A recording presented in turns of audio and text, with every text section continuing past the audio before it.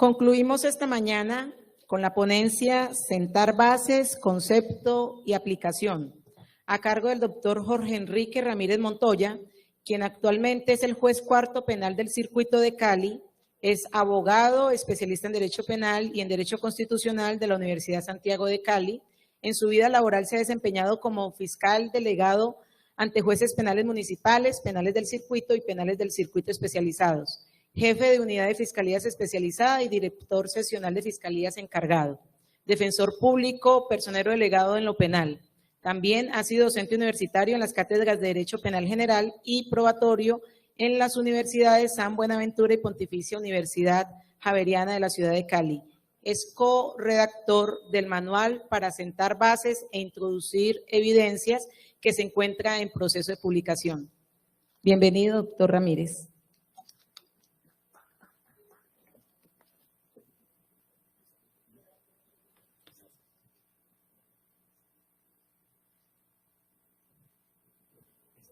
Este era el mío.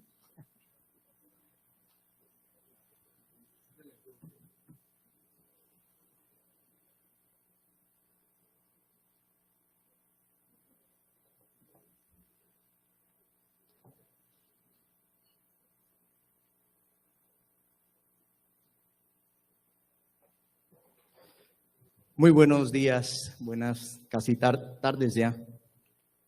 Bueno, tengo dos retos, estoy muy emocionado aquí, pero tengo dos grandes retos.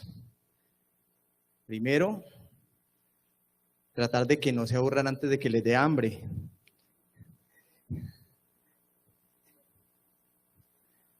Pero juega algo en favor y quiero empezar agradeciéndole la oportunidad al tribunal por esta invitación, a todo el comité organizador, la presencia de estos ilustres invitados el día de hoy. Algo a favor de ese propósito es justamente que he estado muy atento desde el primer día y gracias a los expositores, pues me han ahorrado la mitad del trabajo. Así que ustedes tendrán la oportunidad de recibir unas breves ideas como un aporte y valga la claridad, no hablo como juez penal del circuito, sino que hablo como un académico más. Un privilegio, doctora Bertaida, tener a mi profesora de Puerto Rico aquí y a todos estos honorables que me han antecedido en el uso de la palabra.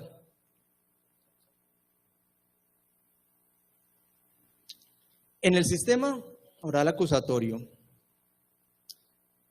ustedes han escuchado y aquí lo han vivido, ha cobrado más relevancia recientemente el tema de la determinación de los hechos jurídicamente relevantes. Tuvimos una muy brillante intervención de la doctora Luisa Fernanda Caldas sobre ese tema, que nos hizo un recorrido sobre la jurisprudencia y sobre este concepto.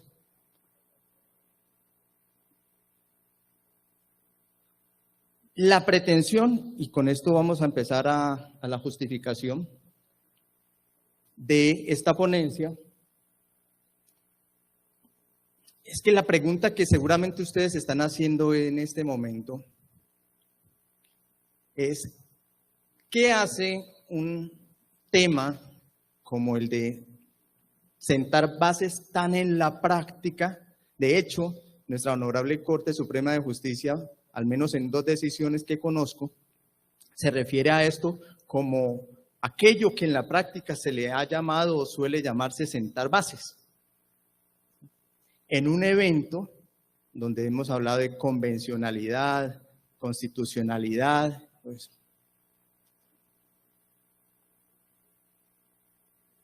sucede que con la implementación de la Ley 906 de 2004 en Colombia, hemos escuchado incluso aquí de respetados, ilustres ponentes, incluso lo acabamos de escuchar,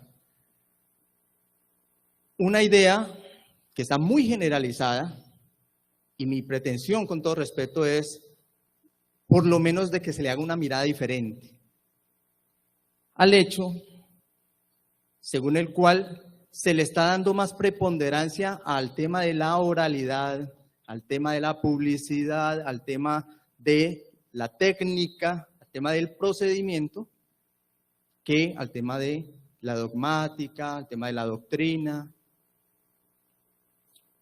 y percepción, con todo respeto.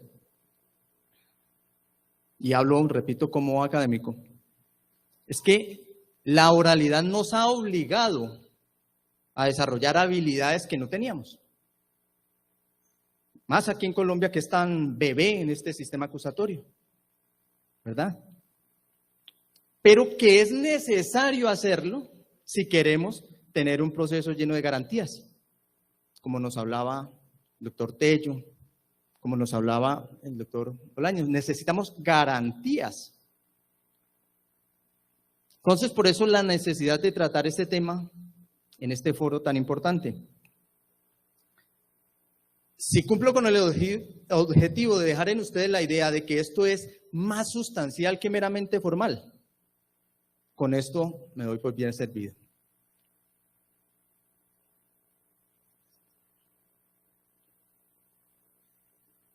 Y quiero empezar, por eso, con justamente una frase de Luigi Ferrajoli. La historia de las penas es una historia de horrores y la historia de los juicios es una historia de errores.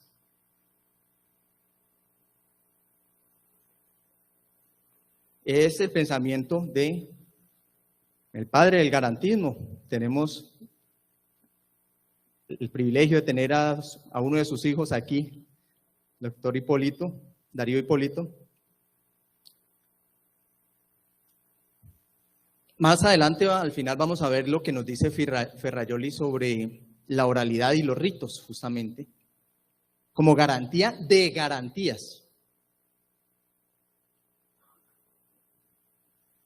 Entonces, lo que pretendo con esta cita, leyendo al padre del garantismo, es que tenemos que sensibilizarnos sobre los aspectos que pueden llevarnos a reducir ese error judicial. Hablaba muy bien del tema en la primera tarde la doctora Socorro y el doctor Mauricio Dusch sobre este punto.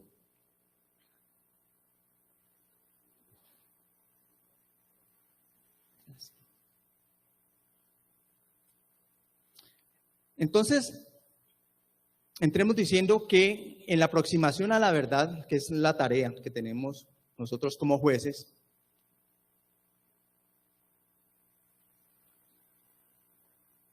y aquí citamos a un grande, Michel Taruf, cuando nos dice que el juez es al sujeto al que le compete la función epistémica fundamental, esto es, la determinación final de los hechos. Pero ¿cómo llega el juez a esa determinación final de los hechos?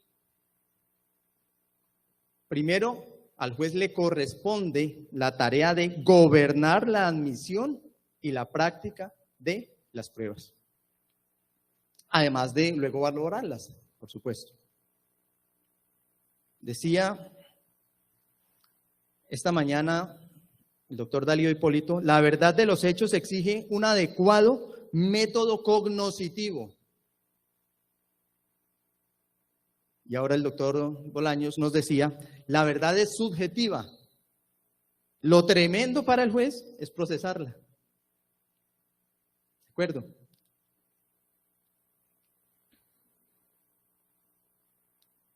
Y aquí es donde vamos a pasar rápido gracias a las intervenciones de nuestros compañeros y ponentes antecesores. El fiscal recibe la noticia criminal y tiene que acercarse a unos hechos jurídicamente relevantes, tiene la responsabilidad de llevarle al juez la demostración de estos hechos jurídicamente relevantes muy bien determinados. Ese es el punto de partida, ¿para qué? Para la calificación jurídica, para la prueba que demostrará esos hechos. Eso parece una verdad apodíctica, ¿cierto? Ahora, ¿qué es lo que sucede? La implicación es tal que si el juez no tiene un conocimiento adecuado de esos hechos, no es posible decidir con justicia. El único medio legítimo que tiene el juez para conocerlos es a través de el manejo adecuado de las pruebas.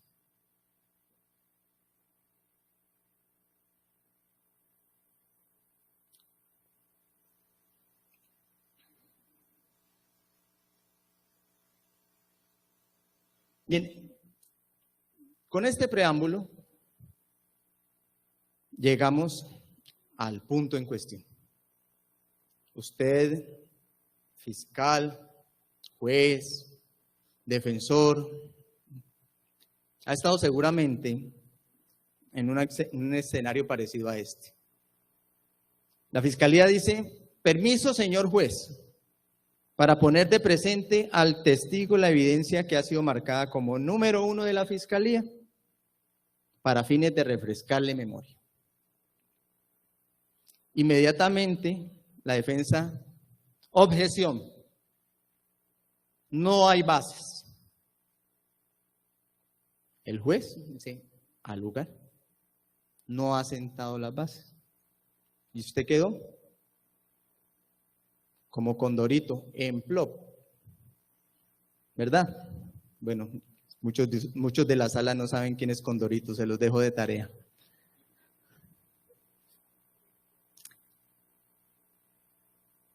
Claro, la primera pregunta que se le viene a la cabeza es: ¿esto es legal? ¿Esto está en la Constitución? ¿O esto es una nueva mirada de la convencionalidad ahora que están tan de moda muchas miradas? ¿Esto qué es? Aquí en lenguaje bayuno decimos: ¿qué es eso?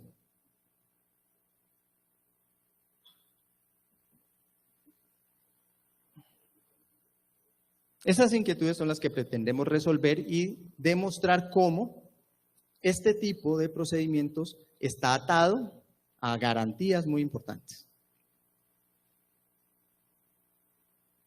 Si usted le pregunta a un ingeniero qué es sentar bases, entonces un ingeniero obviamente le va a decir a usted que es ponerle unos fundamentos sólidos a un edificio, a una construcción, ¿verdad? Para evitar que se caiga. Pues exactamente lo mismo ocurre aquí en el proceso penal. Si usted tiene una teoría del caso muy sólida, usted tiene que sentarle unas muy buenas bases probatorias para que esa teoría del caso no se le caiga. Es muy útil este símil. Entonces, si usted sienta muy buenas bases para ingresar las evidencias, para refrescarle la memoria al testigo, para impugnar su credibilidad, usted no va a tener ningún problema con ingresar la evidencia. Entonces miren que ahí ya estamos empezando a percibir la importancia de el sentar bases como una especie de control de la información. A propósito del control total del que nos hablaba la doctora Socorro en la conferencia pasada. Necesitamos controlar la información que le va a llegar al juez.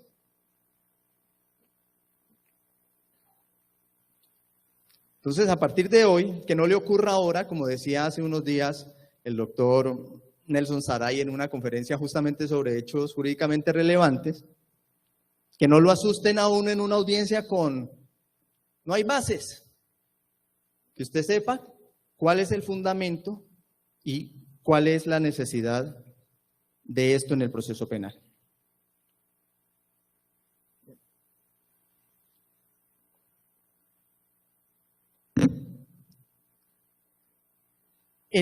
Devuélvelo un momentico en la anterior, por favor. Ustedes leían aquí, en esta diapositiva, la única decisión donde la Corte Suprema de Justicia, por lo menos de las que he revisado, define qué es para la Corte sentar bases. Y miren cómo se refiere a algo de lo que se denomina en la práctica, es algo que viene de la práctica. Y es que es por eso que tiende a sacársele o a demeritar mejor su importancia. Volvamos a la siguiente, por favor. Entonces, ¿cuándo empezó esa práctica?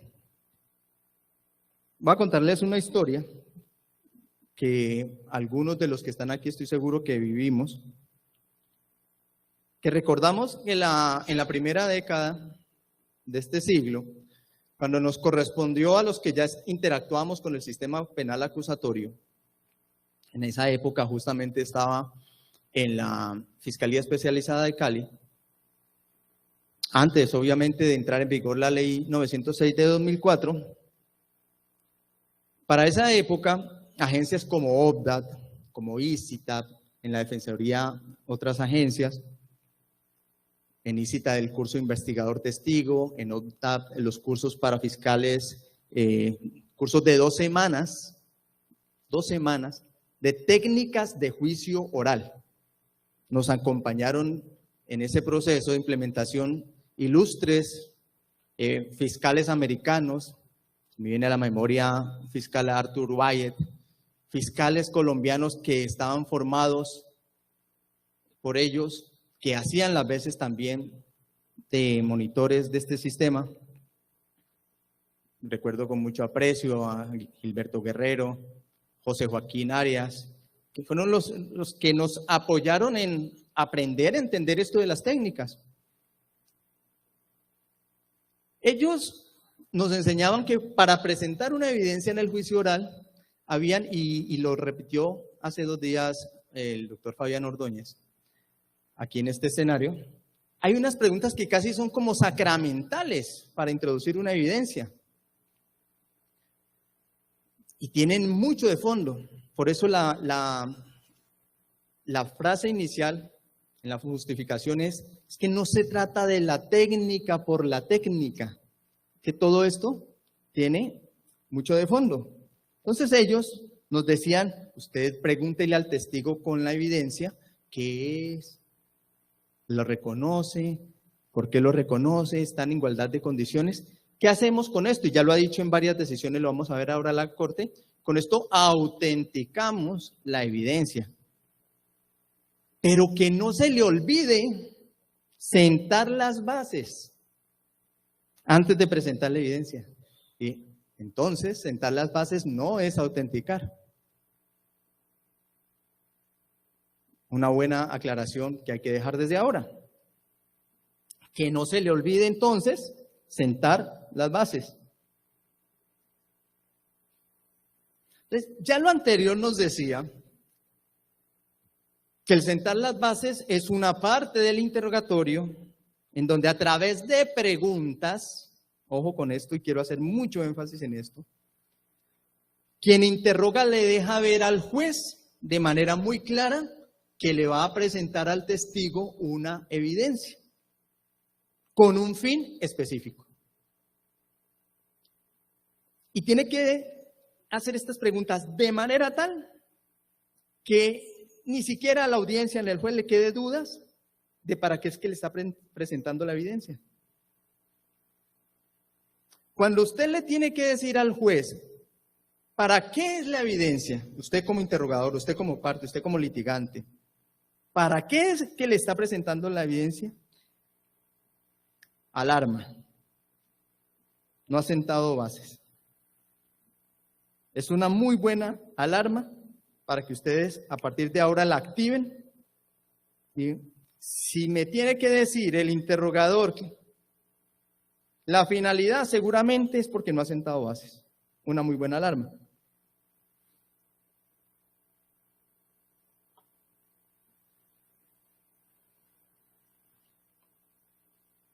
Dale la siguiente, por favor. Ocurre con demasiada frecuencia, lo digo, desafortunadamente, cuando se solicita ese permiso para presentar la evidencia,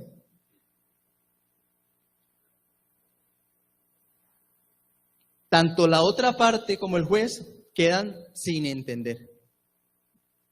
Otra vez, plop.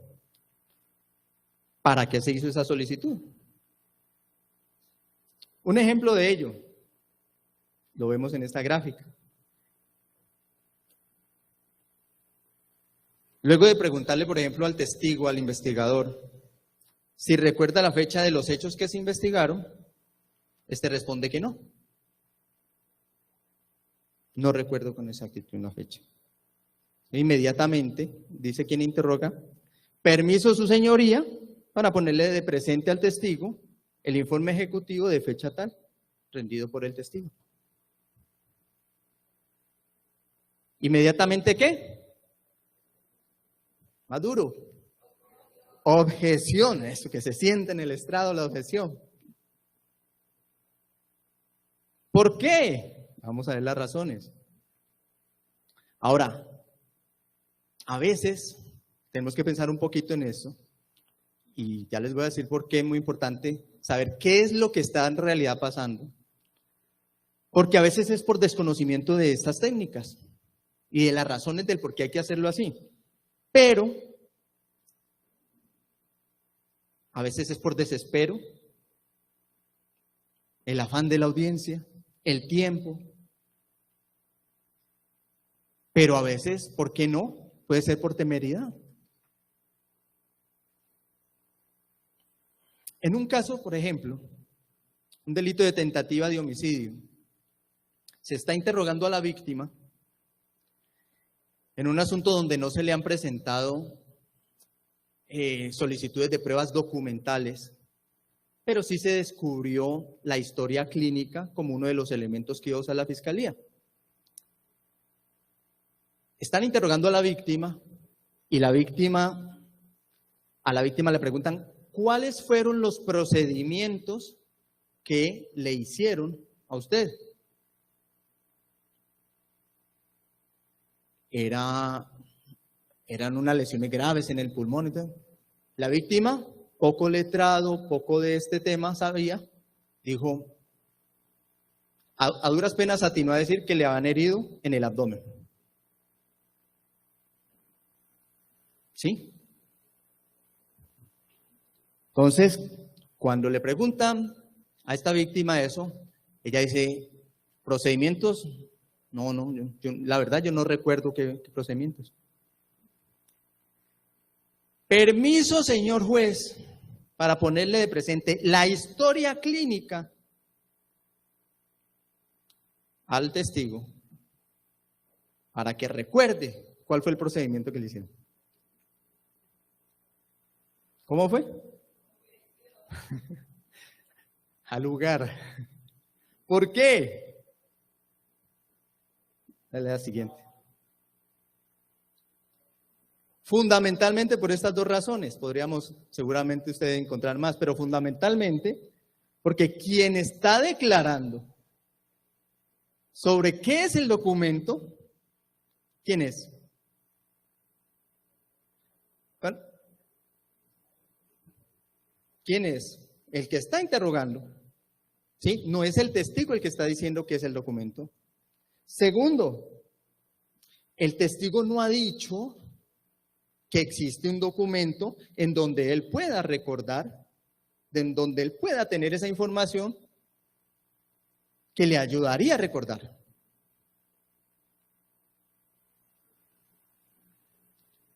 Fundamentos en las normas, seguramente todos los conocen, pero es bueno recordarlo. Constitución Nacional, debido proceso, derecho a controvertir pruebas, derecho a objetar. Segundo, muy importante, son las pruebas las que deben traer el conocimiento al juez, ya lo decíamos al principio. Artículo 372, son las pruebas, no es lo que declare el litigante que es la prueba. Eso lo puede hacer en la valoración que haga en el alegato de conclusión, no en la práctica probatoria. Tercero, está prohibido a quien interroga formular preguntas sugestivas. Es una prohibición legal, obviamente permitida en el contrainterrogatorio. Cuarto, quien debe declarar sobre los hechos es el testigo, porque una norma nos dice que al testigo debe preguntársele sobre lo que es de su conocimiento personal y directo. ¿De acuerdo?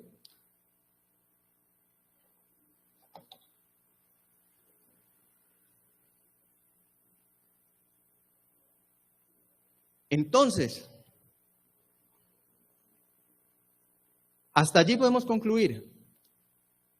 Sentamos bases a través de preguntas. Y, segundo, si no sentamos bases, corremos el serio riesgo de que la información, de que la evidencia no ingrese al proceso. Y ya sabemos cuáles son las consecuencias de esto.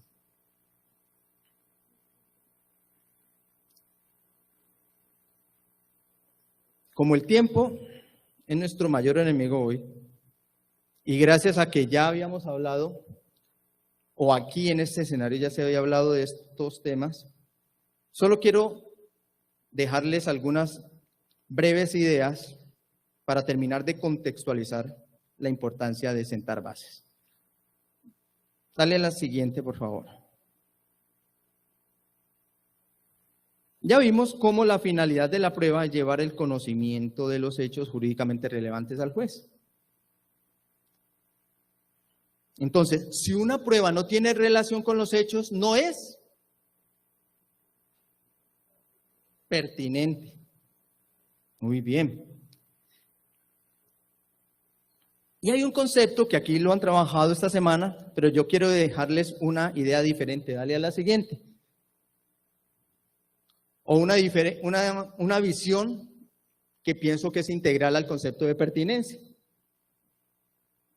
Es un concepto que inicia en la acusación, se madura en la preparatoria, pero que en realidad se demuestra es en el juicio oral.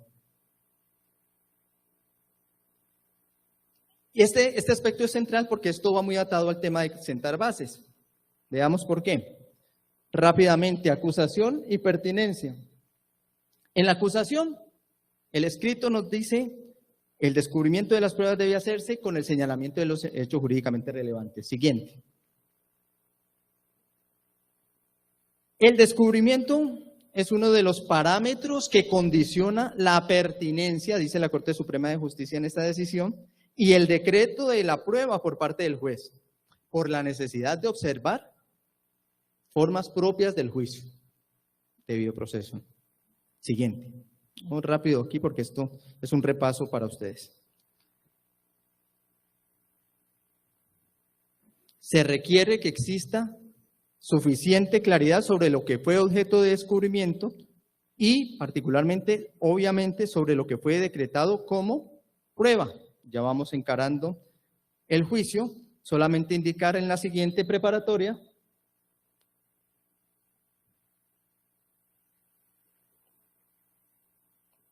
que cuando se decreta, porque es pertinente, lo que está haciendo el juez es declarando o revisando que el factum relacionado constituye la delimitación del tema de prueba. Démosle a la siguiente, que lleguemos rápido a el uso, la incorporación. Miren lo que dijo la Corte en una sentencia que la hemos leído 1000 veces, la famosa 25.920, el caso del Campín. Una decisión que fue y todavía tiene mucha importancia en el tema del descubrimiento probatorio. Dice desde allí la Corte que la manera de introducir las evidencias, objetos y documentos al juicio se cumple básicamente por un testigo de acreditación. Fabián Ordóñez nos habló mucho de esto, de la importancia del testigo de acreditación. De hecho, ustedes lo vieron ahora. Un testigo de acreditación, lo acabaron de ver aquí. El doctor Barreto se paró aquí como testigo de acreditación a certificar que el doctor Bolaños había participado en un evento. Eso hace el testigo de acreditación. Lleva el conocimiento personal y directo de lo que tuvo y certifica esto. ¿De acuerdo? ¿Cuál es ese conocimiento? Es lo que la parte que lo aporta dice que es. Eso es lo que hace el testigo de acreditación, autentica. Bueno, y hay una evolución que ya también de esto habló el doctor Fabián Ordóñez en el tema de la autenticación de los documentos públicos, que no es necesario que avancemos sobre esto. Pero lo que sí quiero dejarles es esta parte final. El testigo de acreditación es quien autentica, salvo las excepciones que ya conocemos. Dale la siguiente. Miren esta afirmación muy interesante que hizo la Corte en este documento. Es un auto de 2012 en donde la Corte da unas claras instrucciones en un auto de primera instancia sobre las reglas para ese proceso en el tema del manejo de documentos muy voluminosos.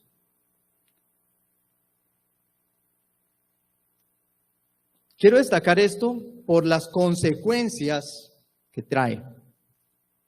¿Qué es lo que dice la Corte en la parte final? El testigo tiene que ser interrogado por la parte que pretende introducir la prueba documental respecto a la información mínima que permita concluir que se trata de un medio de convicción admisible en el juicio. Con miras a establecer, ojo, si el juicio de pertinencia realizado al momento de autorizar el medio de convicción corresponde efectivamente. Ahí es donde constata el juez. Corresponde con el tema de prueba. Y si este a su vez guarda relación con el contenido del documento, pues de lo contrario, ¿qué?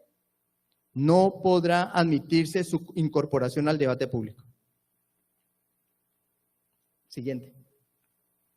Y ello es así por la potísima razón de que las pruebas se decretan sin que se pueda conocer en la preparatoria, lo decía la doctora Socorro. No podemos conocer a ciencia cierta en la preparatoria cuál es el contenido de esa declaración. Solo conocemos el argumento que tiene la parte sobre esa prueba.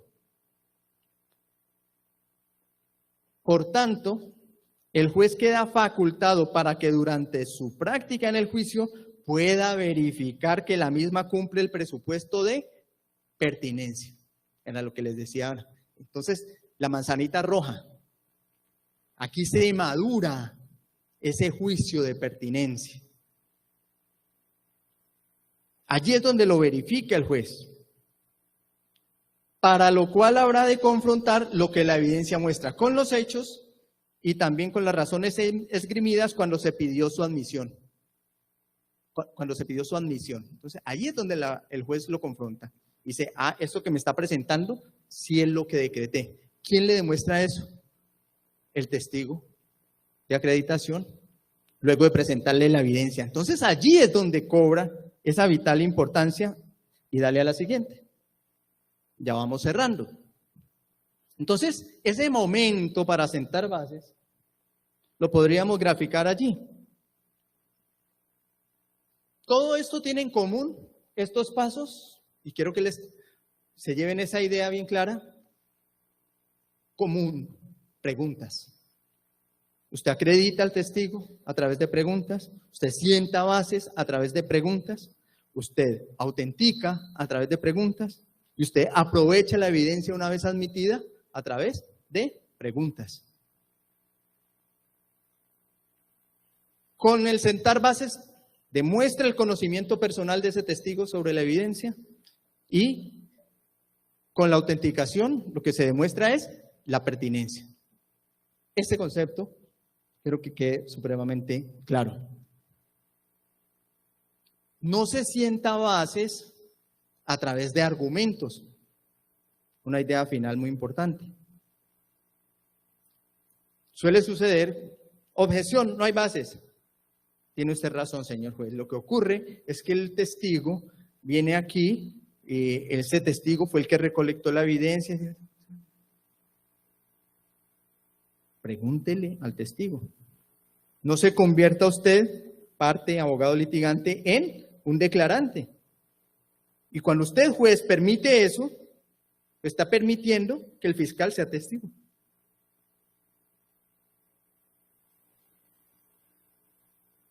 Esa es la importancia de manejar esta técnica. Entonces, es a través de preguntas. Todo esto son preguntas, fases, momentos del interrogatorio. Para terminar entonces, tipos de preguntas. Siguiente. Algunas preguntas que hemos identificado por grupos son estas. Preguntas, primero, para establecer la relación del testigo con la evidencia. Para el caso que proponíamos, del médico. Supongamos que no tenemos a la víctima en este caso, sino al médico en el juicio. Le preguntamos al médico, médico, ¿usted recuerda ese procedimiento que hizo hace 5 años al paciente del que estamos hablando? Y la verdad, eso fue hace mucho tiempo, ¿no? La respuesta clásica y muy lógica además. No recuerdo. ¿Recuerda si el dato sobre dicho procedimiento está consignado en alguna parte? Sí, claro. ¿En dónde? En la historia clínica. ¿Usted podría recordar el dato si yo le muestro a usted esa historia clínica? ¿Usted puede recordar cuáles fueron los procedimientos si le muestro la historia clínica? ¿Qué estamos haciendo allí? Preguntas para establecer la relación del testigo con la evidencia y preguntas para determinar que el testigo conoce la evidencia y puede identificarla. Sí, claro, por supuesto, si me muestra la historia clínica donde yo lo trabajé, yo elaboré unas notas allí y por supuesto que la puedo reconocer. Se solicita permiso para poner de presente la evidencia que ha sido marcada como número tal, previo traslado a la defensa. A ver, un juez aquí que me diga si podemos dar ese permiso ya. ¿Sí? Señoría, ¿la admite? ¿Autoriza? Sí. ¿Ya senté bases? Bien. Entonces, ahí están los 3 pasos. Se solicita autorización y luego se hace preguntas para que el testigo identifique el elemento. ¿Qué es? ¿Lo reconoce? Es el 4º paso. Bien. Esto es, ¿será que es necesario decirle que le presenté esa historia para refrescar memoria? Miren que no utilicé esa palabra. Le presento esta evidencia, número tal, para refrescar memoria. No es necesario. Ni va a haber oposición. Quedó tan bien sentada la base, usted dejó tan claro que había perdido la memoria frente a ese hecho y que había un documento sobre el que había la necesidad de recordar y ya. De eso se trata. Entonces, para cerrar, algunos referentes jurisprudenciales, no tenemos el tiempo para trabajarlos, solamente para que le tomen la fotico, hagan la tarea, estudien la siguiente, devuélvanla para la fotico. Ah, bueno, eso se les va a compartir, ¿no? ¿Verdad? Bien. Siguiente. Dale a la siguiente porque quiero cerrar con esta frase. Conectando lo que decíamos al principio, la reflexión que aquí proponemos. Ferrajoli, en la misma obra que aquí hemos trabajado en este seminario por varios expositores, Derecho y Razón, dice sobre la publicidad y sobre la oralidad. Escuchen bien. Se trata de garantía de garantías. Esto no lo dice Jorge Ramírez en el seminario. Esto lo dice el padre del garantismo. Solo si la instrucción probatoria se desarrolla en público, esto lo enfatizó muy bien el doctor Tello, y por consiguiente de forma oralidad, y concentrada, si además es conforme al rito previsto, si respetamos todas estas normas del debido proceso que hemos mencionado aquí, y en fin, la decisión está vinculada a dar cuenta de todos los eventos procesales, así como de las pruebas y contrapruebas que la motivan, es posible, en efecto, tener una relativa certeza de que han sido satisfechas las garantías primarias, más intrínsecamente epistemológicas de la formulación de la acusación, la carga de la prueba y el contradictorio con la defensa. Estas últimas son garantías primarias, dice el Ferrajoli. Publicidad, oralidad, cumpliendo con los ritos, son garantías de esas garantías. Por eso las pone en ese segundo nivel. Y bueno, solamente por haberse quedado hasta aquí, les voy a dar un regalo. No, mentiras, este era el regalo, el de Ferrajoli. El siguiente es un bonus. Esperen muy pronto. Está en la cocina. Está cocinándose, no, mejor dicho, ya se cocinó. De hecho, creo que ya hay una prueba. Ya tenemos una prueba. Un grupo liderado por la agencia OPDAP, con el liderazgo de Fabián Ordóñez, que tuvimos el privilegio de tenerlo aquí, 3 fiscales, un procurador, una procuradora, 3 fiscales, 2 defensores, o sea, Ministerio Público, Defensa, Fiscalía y un juez. Estuvimos reunidos por un espacio de más de un año trabajando sobre algo que muy pronto va a salir a la luz, que es el manual para sentar bases.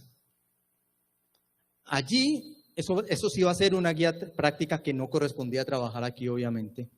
Y es una guía práctica que, y nos lo puede confirmar nuestra profesora Etzaida, en Estados Unidos y en Puerto Rico tienen un manual que llevan a la audiencia, fiscales, defensores y jueces tienen allí para mirar los interrogatorios, cómo se formulan, cómo se sientan bases para introducir, por ejemplo, el video extraído del dron, para ahora, como lo decía el doctor Guzmán esta mañana, tendremos que mirar cómo introducimos esa información que extraemos de el Twitter, del Waze, ¿sí? Entonces va a haber una herramienta que seguramente va a ser muy útil. Muchas gracias de nuevo a todos ustedes por esta maravillosa oportunidad. Muy amables.